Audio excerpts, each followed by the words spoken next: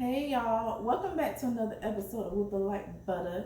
It's your girl Ashley, and today we're going to make a delicious rum cake. We're going to layer the bottom of our bundt pan with some pecans, and we're going to top the cake with a delicious rum glaze, y'all. It might get you a little tipsy, I don't know, it depends on your tolerance, okay? So without further ado, let's go ahead and get into it. So I'm going to show you how it's done.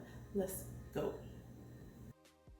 Alright y'all, so here are our ingredients. They're on the screen. You can also find them in the description box below. We're going to start by adding the butter to the mixture. That's unsalted butter at room temperature. And we're also going to add the vegetable oil to the mixer as well. And so we're going to start by combining the butter and the oil before we add the sugar. So you just want to mix it just until it starts blending, and then we're going to slowly add in the sugar. I don't know, but it's something about slowly adding in the sugar that makes a very big difference over just putting all the sugar in there at one time. So this is regular speed. It's not like a super slow snail pace or anything like that. I just have the mixer on a lower speed, and then I'm just adding it a little bit at a time, and then I'm just gonna turn it up just a little bit. So after a few minutes, it should get all nice and foamy and white like this. And then we're ready to go ahead and start adding our next ingredients. So we're going to add the eggs in here one at a time, mixing well after each addition. Once you see no yellow, then you can go ahead and add your second egg into your mixer. And then we're going to go ahead and add our vanilla extract and mix it just until blended, okay? Then we're going to go ahead and turn the mixer off, and we're going to move it to the side because we need to go ahead and add our salt and our baking powder into our flour mixture. Now you can sift all the ingredients together. I typically don't do it like that for whatever reason, but if you don't sift it, you can just go in with a fork and mix it together, or you can also use a whisk. But like I said, you can also just sift the ingredients all together when you sift your flour. So we're going to alternate adding the flour with the milk. Milk should also be at room temperature. We're going to begin with flour, and we're going to end with flour. So you can do this like in 2 portions or 3 portions. Just make sure when you add your flour that it's blended before you add your milk. Just until blended, because you don't want to overmix. I know that seems kind of complicated, but just until blended, and then you add the milk or the flour next. Okay, so I'm going to bring y'all closer so y'all can get a better look, and then we're going to go ahead and finish up our process. Okay, so here we are. So we're adding our last bit of milk here, and you see just as soon as the milk is incorporated, I'm adding the flour. All right, just like that, just dump that right in there, and then we're just going to continue to mix until it's combined. And then we're going to go ahead and scrape down the sides of our bowl with a spoon. So I'll just leave this here because I always like for y'all to see the process so you can actually see what the batter is supposed to look like, just in case you're new to the baking process. So it's getting smooth, so we're going to go in here with our spoon, and we're going to scrape down the sides of our bowl. And then after that, I'm going to give it just another quick mix, just a real quick mix, because we don't want our batter to be overworked. And then we're going to get ready to go on to the next process. So if you've been following me for a while, then you know I never have an issue with my cake sticking to the pan. Why? Because I always spray the hell out of my bundt pan. That's the best way for me to explain it to you. I always use baking spray because it's really convenient, and I never have problems with it sticking. If you want to use the Baker's Joy, you can find it in the link in my bio below. Okay, so we're going to add our pecan pieces in halves right here into the bottom of our bundt pan. All right, we're going to layer them real nicely, and then we're going to get ready to go ahead and add our batter on top of it.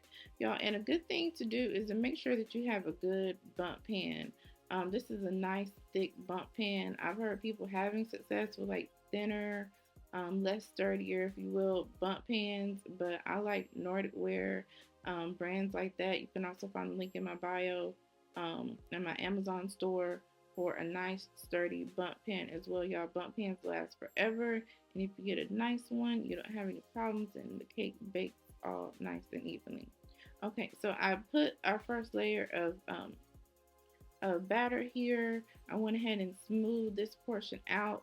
I didn't want to just go ahead and keep dumping cake batter because I didn't want to have a problem like the batter is not even, and then I have like a little clump or space in the batter when it's baking, then it causes a problem. So just went ahead and smoothed that part out and then added the remaining batter. Then I'm going to also smooth this out, and then we're going to place this cake in the oven, and we're going to bake it at 325 degrees for approximately 60 minutes. The cake is done when you insert a toothpick into the cake and it comes out clean. All right, here we are smoothing the top. I love this Lazy Susan because it allows me to get my cake nice and smooth and even without it being all crooked, because sometimes I had that issue. I don't know. Okay, so in the oven we go, and then here we are. Once it comes out of the oven, we're going to allow it to cool in the pan for 20 minutes. We've already done that before inverting it. So we're going to go ahead and flip it over, and then we're going to allow it to continue to cool while we go ahead and start on our glaze. Y'all, isn't that pretty? Those pecans make that cake so pretty on top. I love it. All right, so here are our ingredients for our glaze, once again on the screen and then also in the description box below. So we're going to start by adding our butter into a saucepan, and then we're going to go ahead and let that melt down, and then we're going to go ahead and add our sugar to the pot. We're adding our salt first, and then we're adding our sugar. It doesn't matter which you want to add first. Just add it to your saucepan and go ahead and give that a good mix and let it blend together.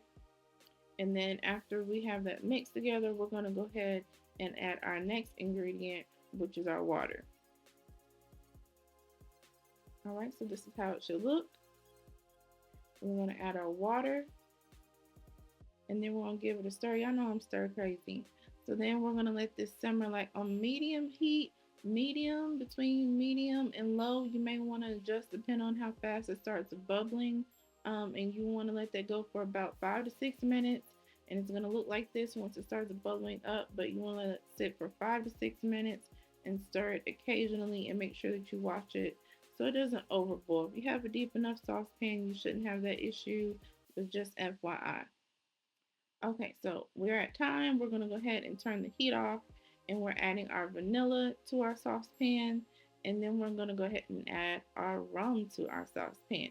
So you definitely want to make sure that you remove it from the heat once you're adding these ingredients. Of course, the rum is going to cook off a little bit because that's just what it does when it comes in contact with the heat. Give that a stir.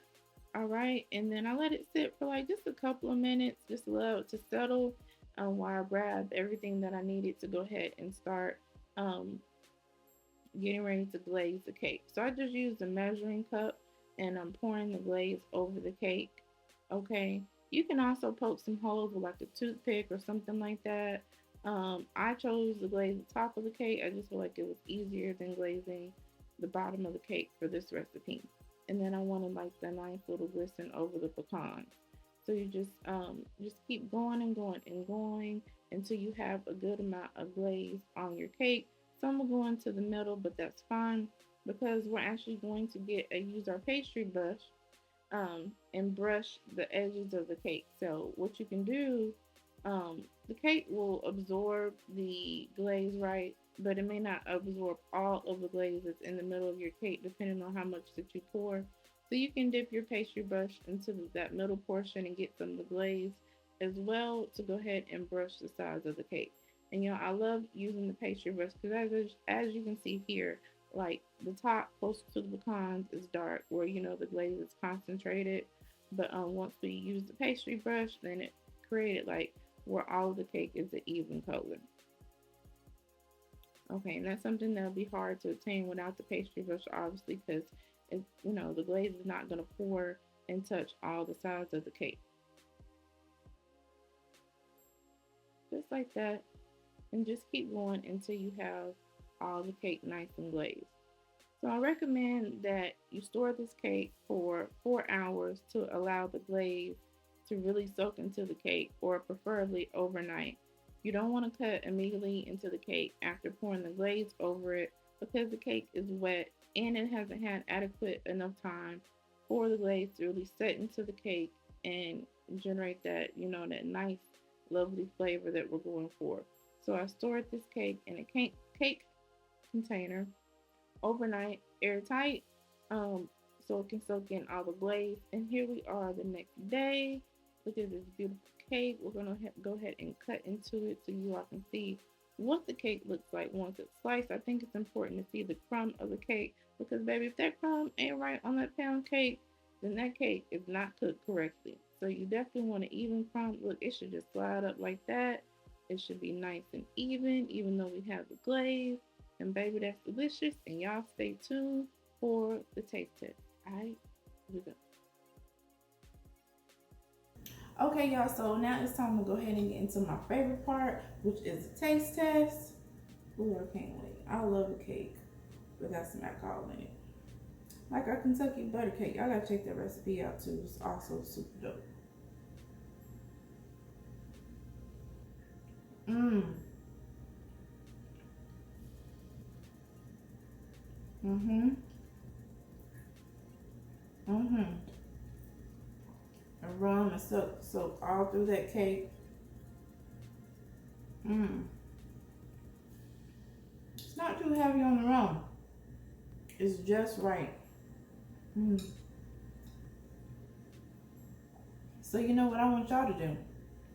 Like this video, subscribe if you haven't already, and come back and join us for more over here at Whip It Like Butter. Bye.